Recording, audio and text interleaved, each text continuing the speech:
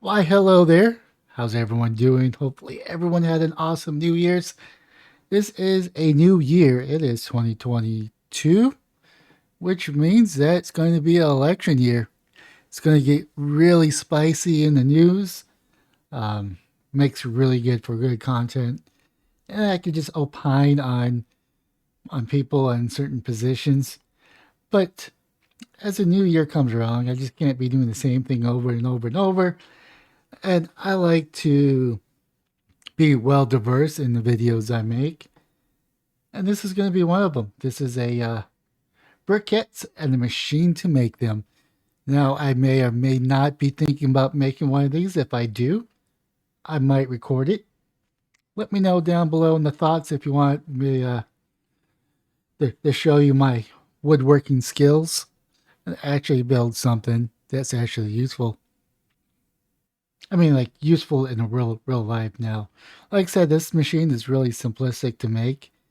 Pretty much anybody that knows a little bit about woodworking could make it. And also, I'm going to go over the designs and my thoughts on the design and give a little more insight, at least onto my thought process, maybe. I don't know, we'll see.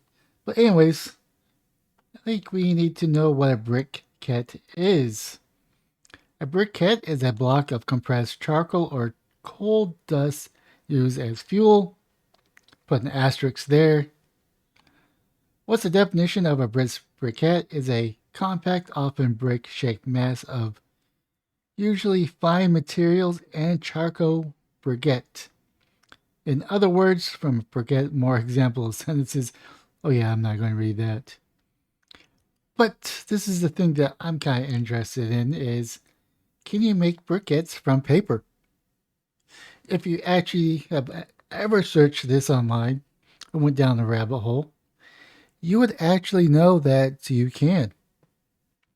You can make your own briquettes at home with simple materials like sawdust and paper, sawdust, or just paper. Start by soaking shredded paper in the water for a few days.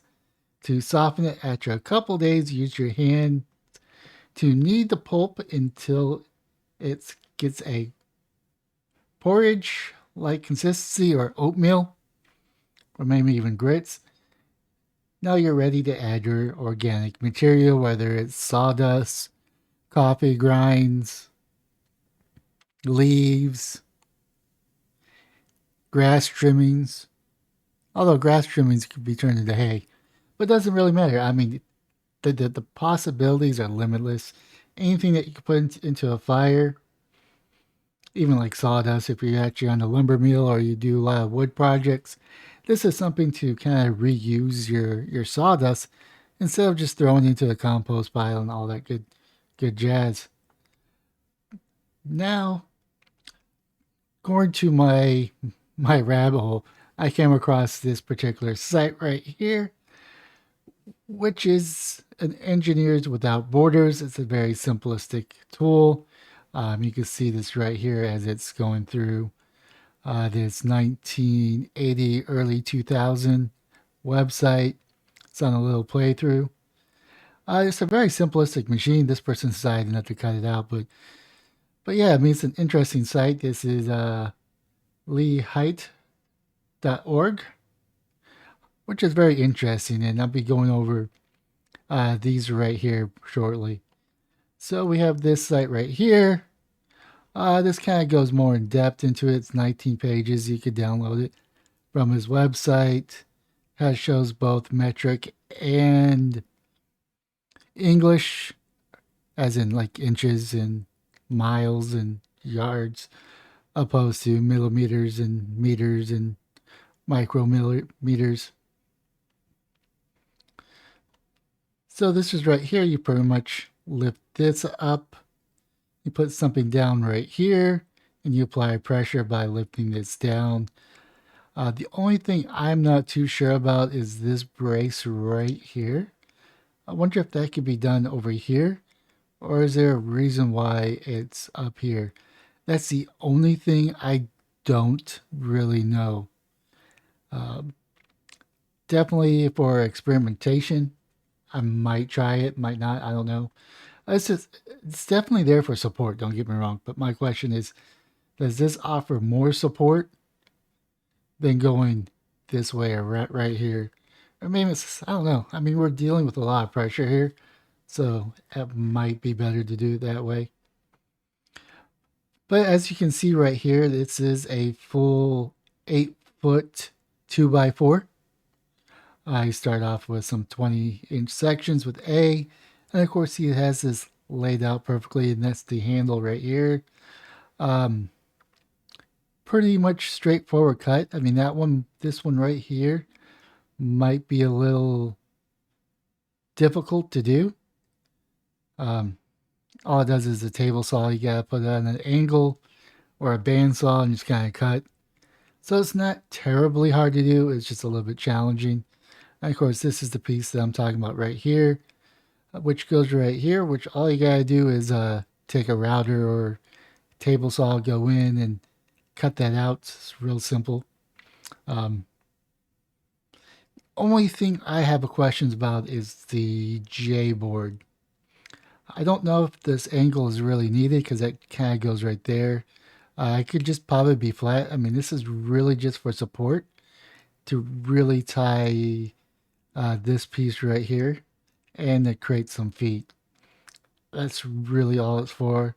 It might actually serve a purpose right here now that I'm thinking about it. That's to create it a little bit level. It's a lot easier to level 3 points in a flat surface. I know this kind of sounds a little weird, but try it. Create a triangle and see how well it levels. And when I mean level, actually, I don't really mean level. I mean actually firmly cement to where it's sturdy. So I don't know, or you might just put some feet on there that you can buy from anywhere. Like I said, it's a real simple machine. Kind of gives you to the instructions, tells you how to where to drill the holes in, of course, and then the little notch. It goes into the instructions and how to build it. It's very simple. Um, Pretty much if you live in the United States or Europe, you should be able to find the bolts really easy. It's when you get into the third world countries. You might have a little issues, but that's where you start thinking outside the box. Like I said, they recommend a hardwood, so I don't know if a pine would be good. I'll show you a little bit later. And by the way, the purpose of this is mainly for fuel. But who's to says it needs to be for fuel? I mean, you could kind of create a Lego-esque block and give it to your kids, and if they destroy it, you just kind of re-soak it and reform it. So, but yeah, this is the molds that they were talking about. Like I said, you could get kind of fancy by doing this piece right here to give this type of a beehive look to it. Great for storing, I guess, especially if those are actually pointed. I don't know. It's just weird. Not really weird, but it's interesting. Your imagination is the only limit. Now, of course, they do recommend having these slots so the water does drain. And of course, the reason why I say a 2x4 may not be the good way is there's a lot of pressure going on to here. So maybe I'll start off with this, and if I break this, I might look into a little bit more reinforcement. I don't know. I don't know. I mean, I do have metal options I could use for this. So it does create a lot of force, and it also looks like there's um, a knot right here, which will deter to some of the structure since you are putting a lot of pressure on this direction opposed to just this direction. So maybe doubling up might be the thing to do to just to reinforce this bar. So maybe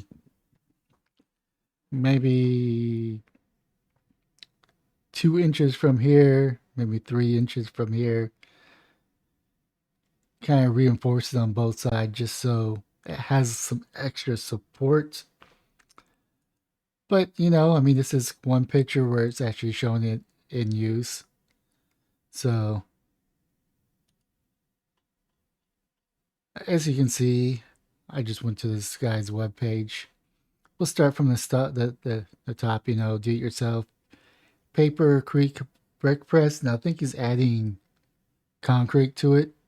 So I guess you could, like I said, your imagination is the only limiting factor to this. So kind of starts off, has a little mold. He reinforced it. It doesn't really matter what it looks like if it's the mold. The mold is really there just as a sacrificial or sometimes sacrificial. But as long as it gets the job done, it doesn't really matter how it looks. And you kind of fill this up to a certain spot. And then you press down. You can also move this area right here to apply different pressure. One thing I think this guy mentioned is that you gotta be careful where you're applying the pressure. It really needs to be more in the middle because if not, you're going to create a lopside, assuming that you're going to make bricks out of it, opposed to just burning. And this is usually the end result of what it looks like. I do have one more tab, but it's just really talking about the adding concrete to it, creating a brick, whether for either building or landscaping. But yeah, let me know if this is something that you're interested in down with the comment down below. I might actually just make it regardless because I just think this is a interesting topic. And who doesn't like to have some extra fuel? I live in Texas, so we really don't get winter. And when I mean that we don't really get winter, I mean we do get about a month's worth of freezing, but it's separated in either a day or a week between those freezing temperatures. Unlike last year during the February month, where we did get that week long winter storm, that's actually abnormal. Most of the time that we get ice, it's usually melted by 10 or 11 that day, if not the following day. But this is something interesting. You could do cooking from it. There's a lot of people in third world countries that buy these because it's cheaper than coal. And they say the burn rate's about an hour, depending on the shape, of course. I mean, there's people that make square, they make rectangles, or they make spheres, not spheres, cylinders, and they use that as their primary cooking source. But like I said, it's an interesting rabbit hole I went down. I just wanted to share that. I think it's a very cool idea. So leave a comment down below if you share the same thoughts. Smash the like and subscribe button on all and any platforms, or just the current platform that you're currently watching.